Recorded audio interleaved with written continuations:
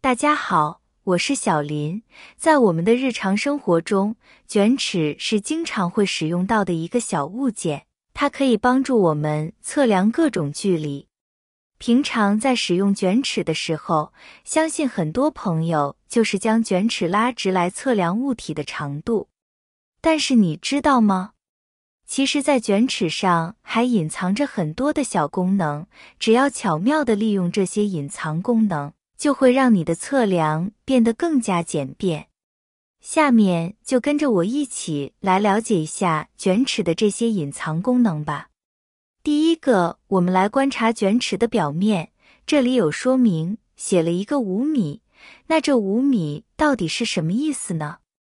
？5米代表的是整个卷尺最长测量尺寸为5米，如果超过5米，那我们就测量不了。意思是能测量出最长的范围就是5米。第二个小妙用，我们可以看到卷尺上面还有一个黑色的像按钮一样的一个灵活的开关，当然这不是按压的，它的使用方法是向前推或者是向后推。那这样的一个开关到底是什么用？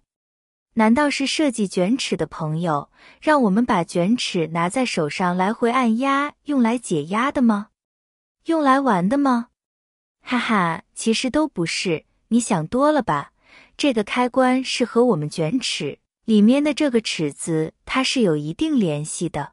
我们可以认真的观察，把尺子拉出来之后，我们如果一不小心松开，这时候卷尺就会快递迅速回弹，自动收回来。如果我们试想一下，在测量一个物体的时候，在测量的过程中不小心没有挂稳，那么它自己就会回缩起来，在回缩的整个过程中，很容易就会划伤我们的手或者胳膊，其他身体的部分。那么用过卷尺的朋友都知道吧，卷尺里面的尺片它是非常锋利的，所以如果没有固定用起来，非常的不安全。现在这个上面的黑色开关就起到非常棒的作用了，我们可以把它往前推的，这个时候卷尺就会被自动的卡住，在这个地方它也不会再自动回缩，这样卷尺用起来更加方便安全，并且我们需要做标记的时候，就可以用一只手拿着卷尺，一只手就可以更方便的做好标记。如果我们测量完毕之后，只需要把开关往后轻轻一推，卷尺片就会自动回缩回弹，用起来非常的方便。这个黑色的开关，它的作用也是特别重要的。第三个小妙用，我们把卷尺稍微扯出来一点，可以发现卷尺的最顶端，它有一块貌似多余的铁片，像是之后安装上去的，不是和卷尺融为一体。我们用手去触摸这个铁片，它还会来回移动，根本没有被好好的固定在卷尺上。这是因为这个卷尺是坏的吗？再或者是又有其他的作用呢？这个上面的这一块小铁片是卷尺生产厂家专门这样设计的，这样设计自然肯定是有理由的。我们仔细观察卷尺上面，每一个间隔都是1厘米。而被上面挡住的小铁片，差不多就是接近2厘米的样子。我们自己亲自实践一下就会发现，当把铁片往外轻轻拉扯的时候，它的长度刚好是在2公分；当把铁片往后轻轻推动的时候，它的长度就是 1.9 公分。很多人不明白为什么会这样设计，那是因为我们在测量东西的时候，有些要测量物体内部的高度、长度或者是宽度，而有物体需要测量它外部的高度、长度、宽度。那么这样一来，相信很多朋友都已经想到，这个上面的铁片就发挥大的作用了。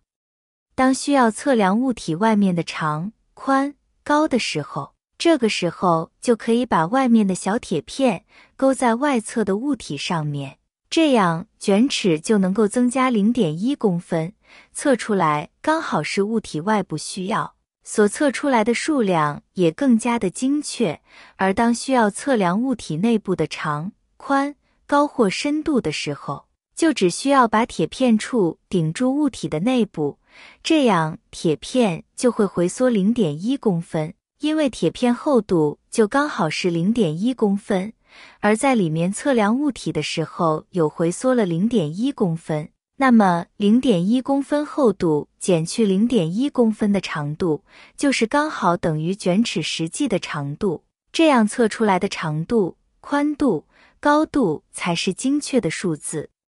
看完相信大家就知道这个铁片设计的精妙之处了。所以在外面五金店去购买卷尺的时候，一定要把它打开看一下，用手试一下上面的这个铁片是否能够来回灵活的移动，如果不能来回活动，那么就不建议选购了。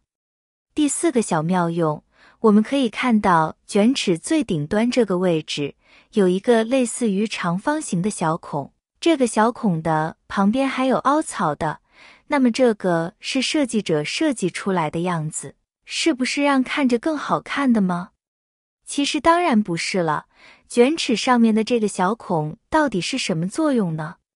这个小孔主要是搭配钉子来使用的，这种情况更适合一个人测量物体的情况下使用，比如要测量2个钉子之间的距离，或者是一个人测量距离比较长的物体或者是空间，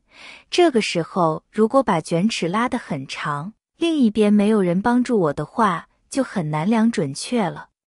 在这个时候就可以在需要测量的物体另一边把这个钉子先固定在那一边地方，再把卷尺稳稳地挂在这一颗钉子上面，这个时候就可以非常牢固地测量出物体之间物体上面的距离了。因为卷尺上面的这个小孔，它的宽度和钉子的厚度是刚好是吻合的，悬挂得非常的结实稳固，不会轻易松掉，这样在一个人测量的时候也可以很轻松很准确地测出距离了，是不是非常的棒呢？